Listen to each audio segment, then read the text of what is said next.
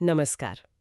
आज हम एक बहुत ही दिलचस्प और ज़रूरी कॉर्पोरेट विषय पर बात करने वाले हैं, रिलेटेड पार्टी ट्रांजैक्शंस। और ये जानना ज़रूरी इसलिए है क्योंकि जब कंपनी अपने ही जान पहचान वालों के साथ लेन देन करती है तो कहीं ना कहीं हितों के टकराव का मतलब कॉन्फ्लिक्ट ऑफ इंटरेस्ट का सवाल उठता है। सही कहा। तो सीधे शब्दों में आरपीटी है क्या? देखिए, बहुत सरल है।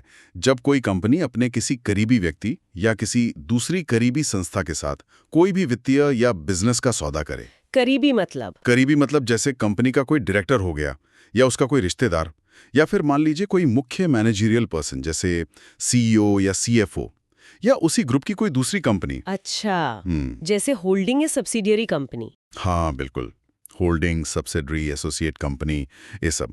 सौदा कुछ भी हो सकता है, माल खरीदना, बेचना, कोई प्रॉपर्टी किराए पर लेना, कोई सर्विस लेना या देना। तो ये जो रिलेटेड पार्टी या संबंधित पक्षकार है, कानून की नज़र में इसका दायरा कितना बड़ा है? कौन कौन आता है इसमें? हाँ, ये कंपनीज एक्ट धारा 276 में काफ़ी डिटेल में बताया गया है। इसमें सबसे पहले तो आते हैं कंपनी के डायरेक्टर्स और उनके रिश्तेदार। रिश्तेदार मतलब पति पत्नी, बच्चे? जी हाँ, पति पत्नी, माता पिता, बेटा बेटी, भाई बहन, ये सब। फिर आते हैं की मैनेजरियल पर्सोनल मतलब KMP. CEO, CFO, company secretary. बिल्कुल, और उनके रिश्तेदार भी। इसके अलावा कोई ऐसी फर्म या प्राइवेट कंपनी जिसमें कोई डायरेक्टर या मैनेजर पार्टनर हो। अच्छा। और जैसा आपने पहले कहा, होल्डिंग, सब्सिडरी, एसोसिएट कंपनियां। और एक इंटरेस्टिंग बात और है, क्या? वो व्यक्ति भी रिलेटेड पार्टी माना जा सकता है जिसकी सलाह पर बोर्ड ऑफ डायरेक्टर्स काम करने का आदी हो। मतलब वो फॉर्मल डायरेक्टर नहीं है, पर उसका इन्फ्लुएंस है, शैडो डायरेक्टर जैसा कुछ। ओहो, तो ये दायरा तो काफी बड़ा है वाकई।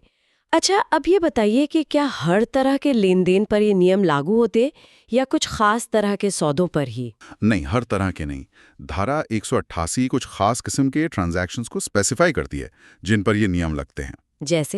जैसे कि गुड्स या मटेरियल खरीदना या बेचना, किसी भी तरह की प्रॉपर्टी खरीदना, बेचना या लीज पर लेना, सर्विसेज लेना या देना, किसी एजेंट को अपॉइंट करना खरीदने या बेचने के लिए, कंपनी की जो सिक्योरिटीज हैं उनकी अंडरराइटिंग करना, और एक खास बात, डायरेक्टर के रिश्तेदारों को किसी फायदे वाले पद, ऑफिस ऑफ प्रॉफिट पर अपॉइंट करना। समझ गई।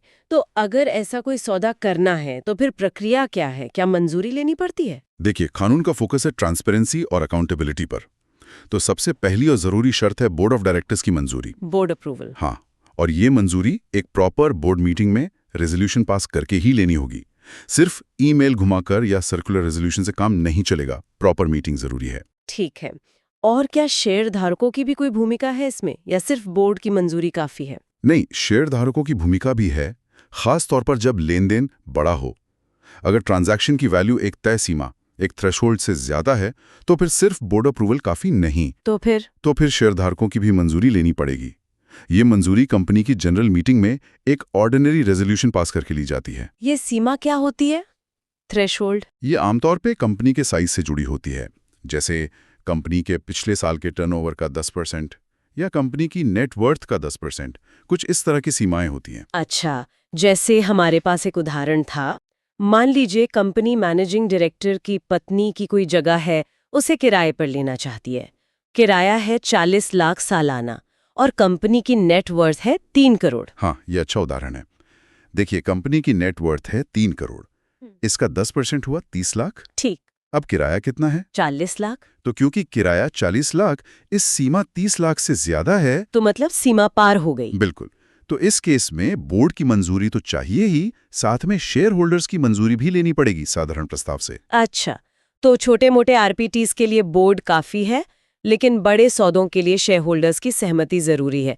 ये तो हुई आम कंपनियों की बात।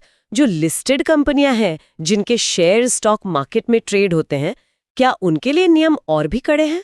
हाँ, आपने बिल्कुल सही पॉइंट उठाया।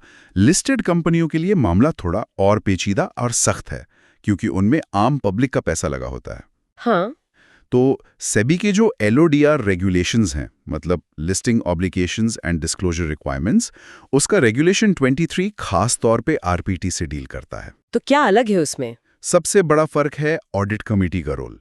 लिस्टेड कंपनी में हर आरपीटी को पहले ऑडिट कमेटी से अप्रूवल लेना होता है। और ऑडिट कमेटी में तो ज्यादातर इंडिपेंडेंट डायरेक्टर्स होते हैं। जी हाँ, यही मकसद है, ताकि मैनेजमेंट के फैसलों की एक स्वतंत्र समीक्षा हो सके। और अगर कोई आरपीटी मटेरियल है, मटेरियल मतलब? काफी बड़ा।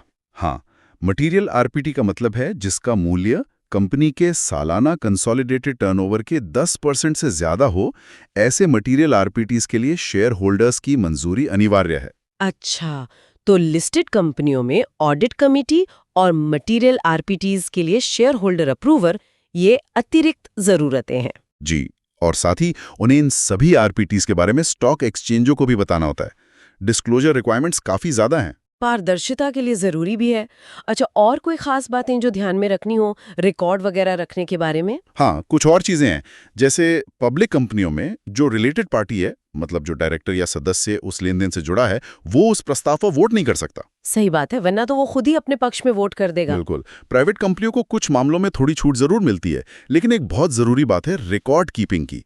हर कंपनी को, चाहे पब्लिक हो या प्राइवेट, इन सभी आरपीटीज का एक रजिस्टर मेंटेन करना होता है। रजिस्टर? किस फॉर्म में? हाँ, इसका एक फॉर्मेट है, फॉर्म MBP4। इसमें सारे आरपीटीज की डिटेल्स दर्ज करनी होती हैं। और हर डायरेक्टर को अपनी रुचि, मतलब किस कंपनी या फर्म में उसका इंटरेस्ट है, ये पहले ही बोर्ड को बताना होता है, फॉर्म MBP1 में। काफी सारे फॉर्म्स और प्रक्रियाएं हैं। अब मान लीजिए कोई कंपनी इन नियमों का पालन नहीं करती, तो क्या होगा? क्या सजा है? देखिए, अगर बिना जरूरी मंजूरी के आरपीटी कर लिया गया, तो वो लेन देन कंपनी के विकल्प पर अमान्य, वॉइडेबल हो सकता है। मतलब कंपनी चाहे तो सौदे को रद्द कर सकती है, पीछे हट सकती है। और अगर इस चक्कर में कंपनी को कोई नुकसान हुआ है, तो जो भी जिम्मेदार डायरेक्टर या अधिकारी है, उसे उस नुकसान की भरपाई करनी पड़ सकती है। इंडेमनिफाई करना पड़ सकता है कंपनी को। और कोई जुर्माना वगैरह? हाँ, जुर्माने भी हैं। लिस्टेड कंपनियों के मामले में अधिकारियों पर 25 लाख रुपए तक का जुर्माना लग सकता है और दूसरी कंपनियों में 5 लाख रुपए तक का। तो ये कोई हल्की बात नहीं है। बिल्कुल नहीं। तो सार ये निकलता है कि अगर कंपनी किसी रिलेटेड पार्टी के साथ डील कर रही है, तो सबसे पहले बोर्ड से पूछो। अगर डील बड़ी है तो शेयर होल्डर से भी पूछो। हाँ। सब कुछ साफ साफ बताओ, रिकॉर्ड रखो और कानून के हिसाब से चलो। बिल्कुल सही। यही निचोड़ है पूरी पारदर्शिता, उचित अनुमोदन और रिकॉर्ड रखना। और आखिर में ये सोचना भी जरूरी है कि ये नियम सिर्फ कानूनी बोझ नहीं है। नहीं, बिल्कुल नहीं। ये असल में अच्छे कॉर्पोरेट गवर्नेंस की नींव हैं, कंपनी चलाने के सही तरीकों का हिस्सा हैं। ये नियम न सिर्फ कंपनी के अंदर एक भरोसे का माहौल बनाते हैं, बल्कि बाहर के निवेशकों का, मार्केट का कॉन्फिडेंस भी बढ़ाते हैं। सही कहा। ये एक स्वस्थ कारोबारी माहौल के लिए बहुत जरूरी है। निश्चित रूप से विश्वास और पारदर्शिता ही तो अच्छी गवर्नेंस का आधार हैं।